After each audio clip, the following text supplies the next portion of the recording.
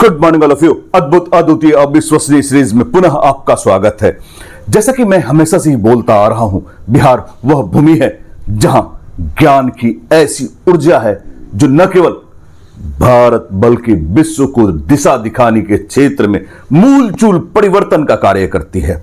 अगर प्राचीन काल में भारत अगर विश्व गुरु था या सोने की चिड़िया थी, तो उसके रूह में या फिर आत्मा में कहीं ना कहीं बिहार का अहम रोल था।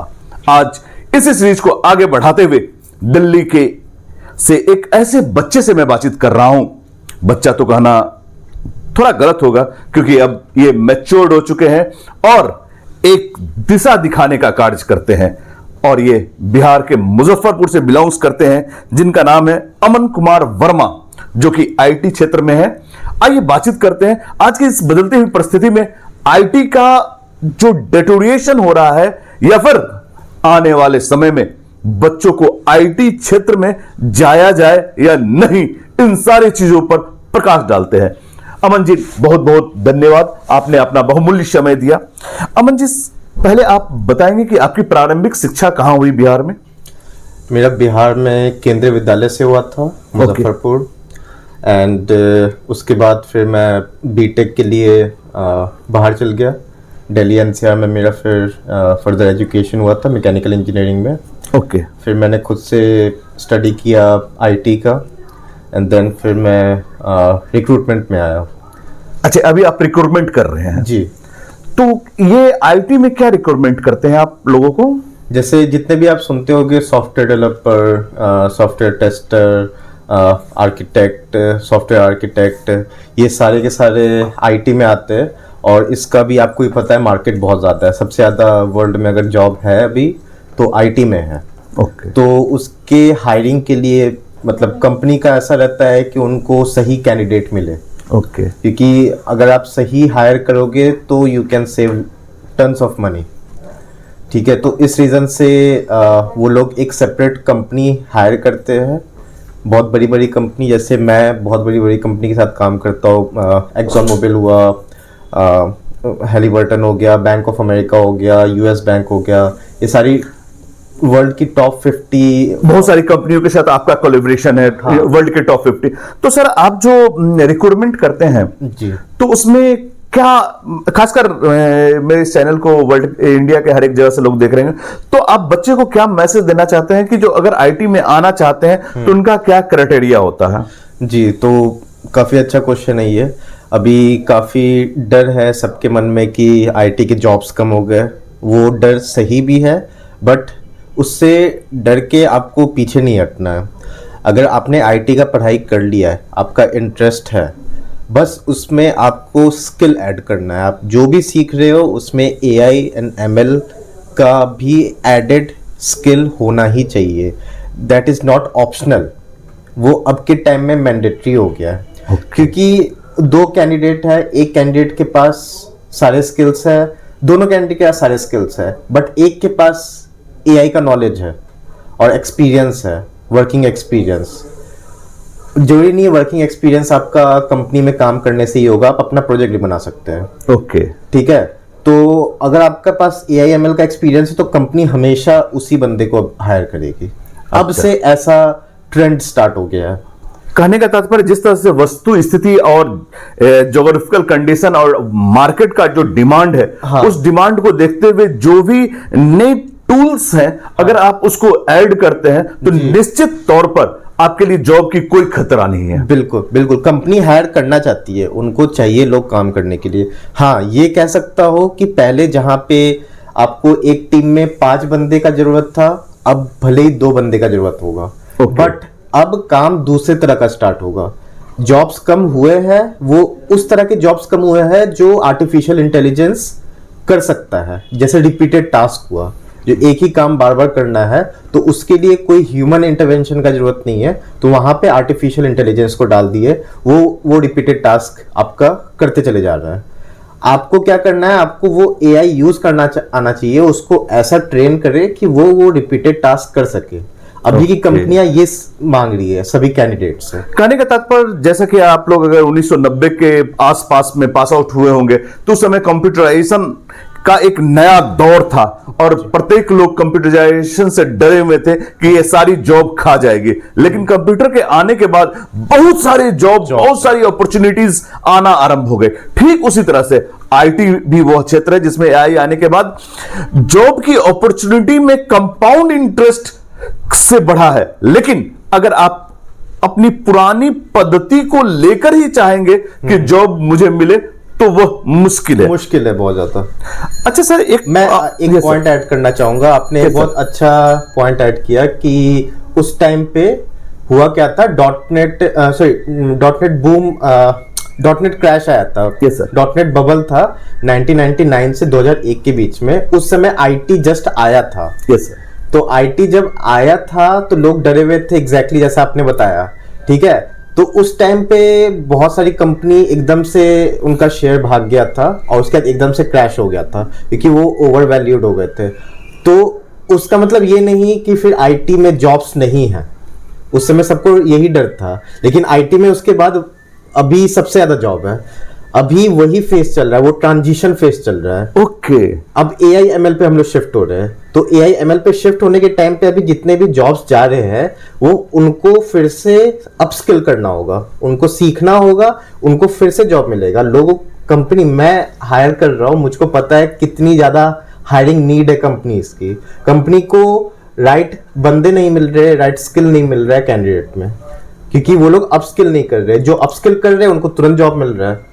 कहने का तात्पर्य, पहले जिस तरह से कहा जाता था अगर आपको लिखना पढ़ना नहीं आता तो आप अशिक्षित हैं, 1990 के बाद एक नई परिभाषा, डिफिनेशन आया, यदि आपके पास कंप्यूटर लिटरेसी नहीं है तो आप अनएजुकेटेड हैं।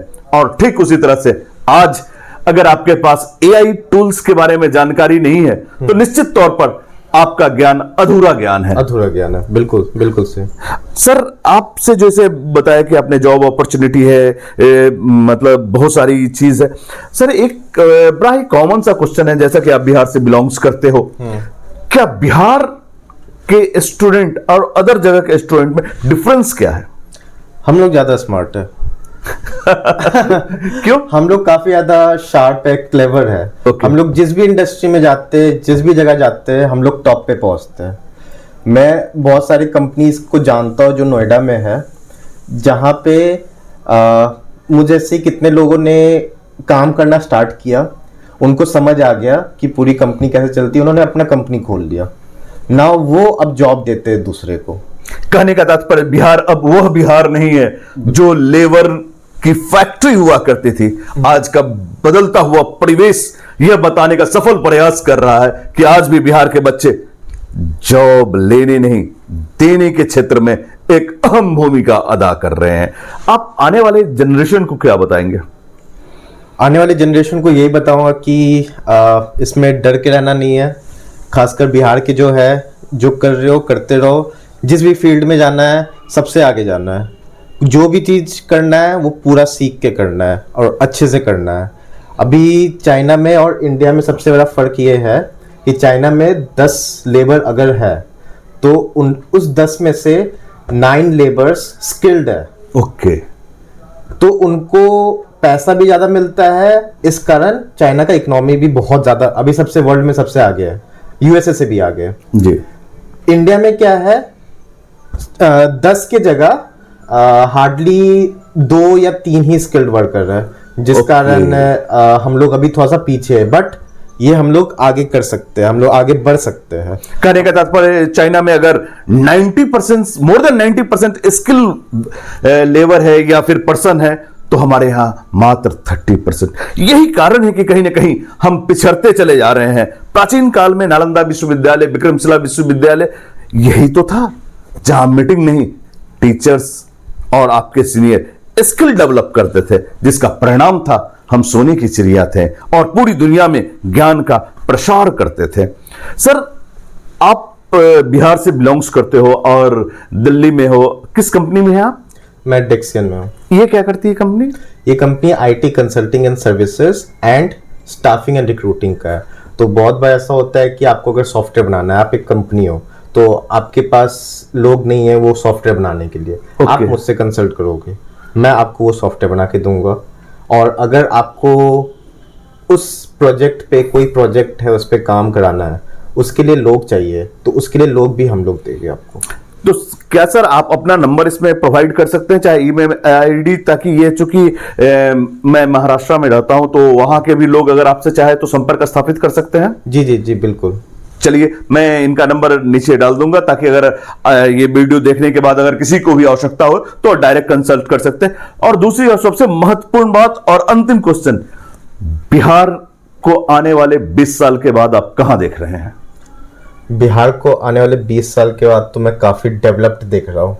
अभी भले ही हम लोग का स्टेट सबसे बोला जाता है कि अनडेवलप्ड है, बट जितने भी लोग पढ़ के गए, जितने भी बच्चे इस जनरेशन के पढ़ के गए, वो वापस आ रहे हैं और इन्वेस्ट कर रहे हैं। ओके। तो इसी रीज़न से काफ़ी रैपिड डेवलपमेंट हो रहा है बिहार का। तो बिहार को आने वाले 20 साल में मैं दिल्ली से पीछे नहीं दिख रहा हूँ। कहने का तात्पर्य, जो लोग इसे लेबर की फैक्ट्री मानते थे, आने वाले 20 साल में बिहार स्किल वर्कर की फैक्ट्री होने वाली है।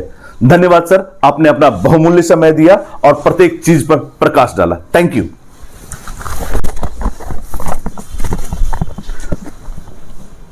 नमस्कार।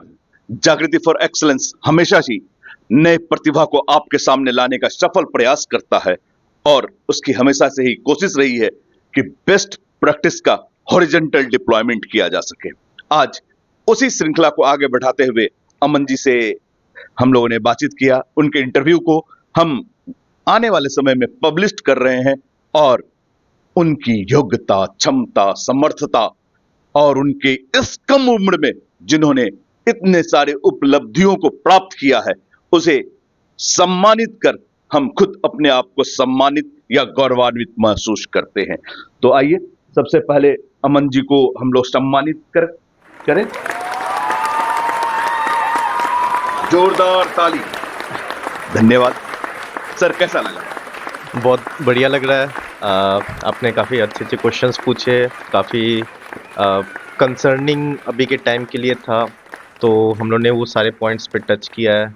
होपफुली सभी लोग को इससे सहायता होगा, और अगर किसी को कुछ क्वेश्चन है तो वो कांटेक्ट कर सकते हैं, आप नंबर डाल सकते हैं। बिल्कुल, धन्यवाद सर। और जिन किन्हीं को भी आवश्यकता होगी प्लीज कांटेक्ट करें और इस बच्चे के द्वारा, इस सर के द्वारा जो दिया गया ज्ञान है जरूर अमल में लाएं, क्योंकि अपॉर्चुनिटी आपके दरवाजा को नॉक कर रही है। जय हिंद। धन्यवाद सर।